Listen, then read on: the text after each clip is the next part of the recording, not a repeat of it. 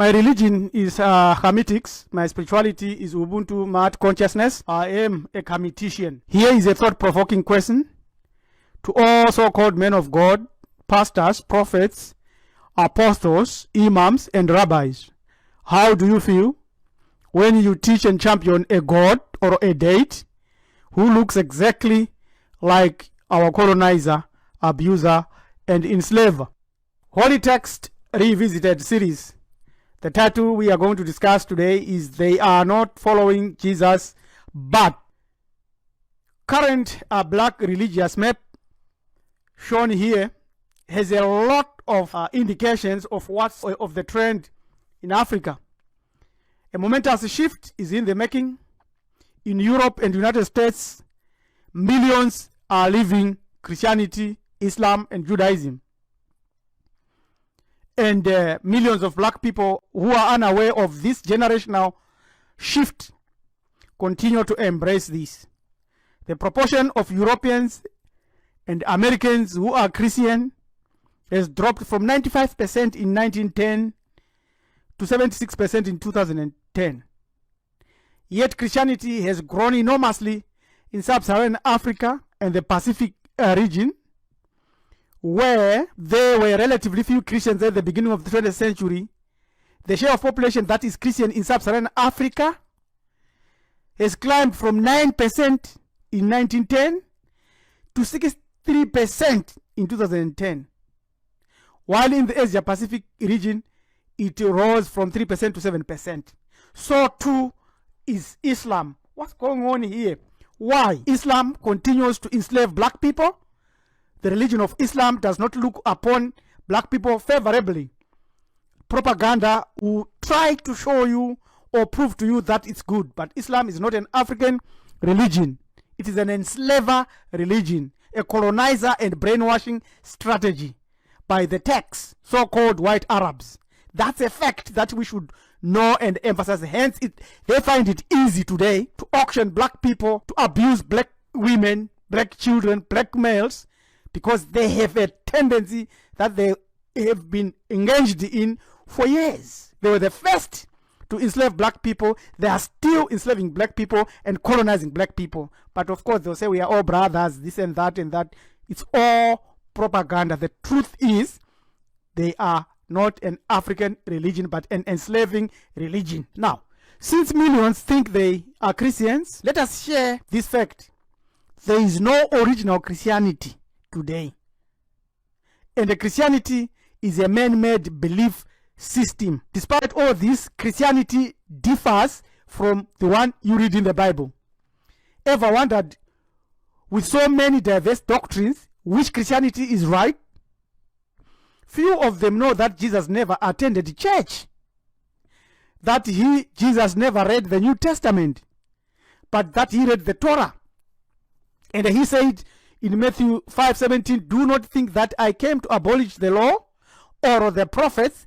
I did not come to abolish, but to fulfill. And in reality, it's impossible for anyone today to follow the Bible, because there are so many contradictions in the Bible. We are going to prove that. What we want to prove is what is wrong with Christianity. Some say Christianity is an African religion. It is not. In what sense is it not? In more than one sense. We are going to share a number of factors on that. First, there are many Jesuses, even within the Bible itself. They are popular, but they are all fake. There's Jesus Barabbas, who was the captive robber, a thug. And there's Joshua, who was the famous captain of the Israelites and Moses' right-hand man and successor. That's Jesus also. There was Jesus, son of Eliezer, one of the ancestors of Christ. He's also Joshua. Jesus, surnamed Justus, a Jewish Christian associated with Paul in the preaching of the gospel. And also Jesus, the son of Sirach, the author of the apocryphal book Ecclesiasticus, who lived in the 30th century BCE. Earlier than even Jesus, the one you follow. The man Jesus in the Bible. There is also the son of Phabet, who was deprived of the high priesthood. There is also Jesus, son of Ananas, his omnious clamor and death. There is also Jesus or Jason, the son of Saphias, governor of Tiberias. There's Jesus, brother of Onias, deprived of the high priesthood by Antiochus Epiphanes. There's Jesus, son of Gamaliel, who was made high priest, the eldest priest after Ananias. And so there's Jesus of Damnasius, made high priest. And so there's Jesus, son of Shaphat. So there are so many of them. We have listed ones where you can go and document and find their documents. We have ignored a lot of other writers like Josephus because we know it's fake. One of the earliest recorded Christs came from Africa. And that is the one that you have never and you will never be told about. And we are going to share with you that Jesus. A date known as Serapis, earlier former Coptic, Userapi, Osiris, Apis. So two combination, Osiris and Apis. Or Osiris and Apisa. Kupisira is a Greco-Egyptian deity. Now, they say Greco-Egyptian deity for a specific reason. The cult of Serapis was introduced during the 3rd century BCE on the orders of Pharaoh Ptolemy Soter of the Ptolemaic kingdom as a means to unify the Greeks and Egyptians in his realm. The ancient Egyptians never ever wanted to unite with the Greeks. Despite that they were colonized, they resisted for years. They never jumped on bed and said, oh yeah. So he came up with a plan, and they forced and bought the priesthood, and the priesthood crafted a date where they took our ancestral bull. Every African, every Muntu knows that amongst their cattle and stock, they will have a bull. In Karanga Tinoti, Nzombe Yomusha. And if you go to study this, you'll find that it's obvious, it's straightforward. Mombe Yamadi Sekuru. That's, I'm putting it in Karanga. When I say Mombe Yamadi Sekuru, I'm saying the bull for the ancestors, or specific ancestor. And then they combined the ancestor Ausarije. And out of that, they came up with Serapis. And they went to the Greeks and said, we have made a date for you. And this is where our problem is coming now, because that's blinding us. This Serapis and a set, because another Setian was made and they were given. That is a topic for another video. So the cultus of Serapis was spread as a matter of deliberate policy by the Ptolemaic kings, who also built the immense Serapeum of Alexandria. Serapis continued to increase in popularity during the Roman Empire, often replacing Ausarije as the consort of Isis in the temples outside Hamit. Is public knowledge. In AD 134, after a visit to Alexandria, Emperor Hadrian wrote a letter to his elder brother-in-law Sevanius, in which he commented, so you praise Egypt, my very dear Sevanius. I know the land from top to bottom. In it, the worshippers of Serapis are Christians. And those who call themselves bishops of Christ pay their vows to Serapis. Whenever the patriarch himself comes to Hamit, he is made to worship Serapis by some, Christ by others. There is the author who gave us that. So all this was stolen, and we have given the proof. Now, seeing that the Greeks did obtain their date fashioned by black priests of Hamit, the question is this the same Christ billions of Christians are following today? There are so many spirits here that I have to deal with. There are so many angles, subconscious angles, group psychology angles that you can answer this question using to come to an understanding. Which Jesus now, though used to refer to followers of Jesus today, the root of the word is far more involved than most people realize. And the history is as we have already given. A true Christian is a person who has put faith and trust in the person and the work of Jesus the Christ, including his death on the cross as payment for sins and his resurrection on the 3rd day. But we know where he has come from. He's a bull. He's an animal. Across the ages, we have proved that he also became a lamb, fish. So this is a very clear demonstration of how this doctrine was built. What does it really mean to believe in Jesus Christ?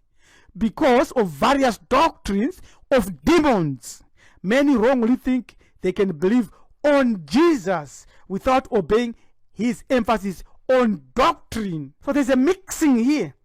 There is a source of doctrine or a source of written material that was used by the priests in ancient Kemet when they crafted Serapis. And that's where Hamiti Hebrew Ethics Marifat Ochem derives its understanding and doctrine, plus the oral teaching of Ubuntu and Ma'at. But in reality, this is the Christian God today, Cesare Borgia.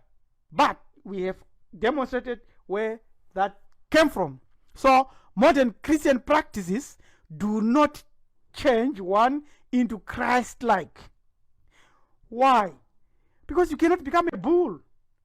You only become what they teach you doctrinally to become. So you become a Roman citizen, you become a Greek citizen, you are born again from being a black person to a European. And your mentality and culture is European, and the pastors and the priests and teachers and imams continue to hammer that doctrine in you. So here's the timeline of Jesus' childhood according to the New Testament as they wrote their story. They said Jesus was born here, and after 8 days he was circumcised. And then the story goes on like that. Circumcision early in the New Testament. So circumcision became a distinctive indication of Jewish fidelity to the covenant. But we know, we've got a question there. Did it begin with these people? No, we know it started with Abraham, but we've got more questions. So it says that John the Baptist was circumcised, Saul of Tarsus was circumcised, and Jesus was circumcised. And then they say he casting doubt on the preeminence of the right when he stated that his healings made the people complete whole. So they are changing now. They're putting in another culture. Where did circumcision come from? Why are Christian males not circumcised today? Do they follow Jesus? Which one? We know that Moses learned from ancient Africa. And Moses copied Afro culture.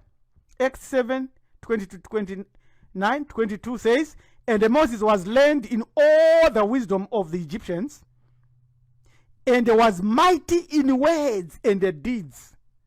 And one of the doctrines that the ancient Hamite taught, of which Moses learned, was circumcision, a practice of Bantu people. And all that circumcised today, Muslims, Jews, and others copied it from black people in Hamit. And there is the proof. So when they tell you now not to circumcise, they are cutting you off from your culture, and you obey them. Of course, they trick you and make all the tricks they do. Number 2 fact, Jesus kept all the 7 annual African festivals. He ate no pork because of totemic understanding. Christians today eat pork, drink everything, they think they are liberated. That's Greek Roman culture. In African or Bantu, Ubuntu culture, you do not eat everything. You eat what synchronizes with your blood. So Jesus kept the annual festival. There they are: Passover, Feast of Unleavened Bread, Pentecost, Shavuot, Memorial of Blowing with the Trumpets, Day of Atonement, where we take that goat and put sins of the nation and let it go into the desert. Kurasira mamepo kula into Feast of Tabernacles, where we go and live in the forest and pray for rain and worship the heavens. And the 8th day, last great day. So Christians do not keep that. They say this is a shadow of things to come, because they are now Roman citizens, Greeks. So they keep Christmas, Easter, Halloween, Valentine, May Day, and they keep all these days. So they are not Christians at all.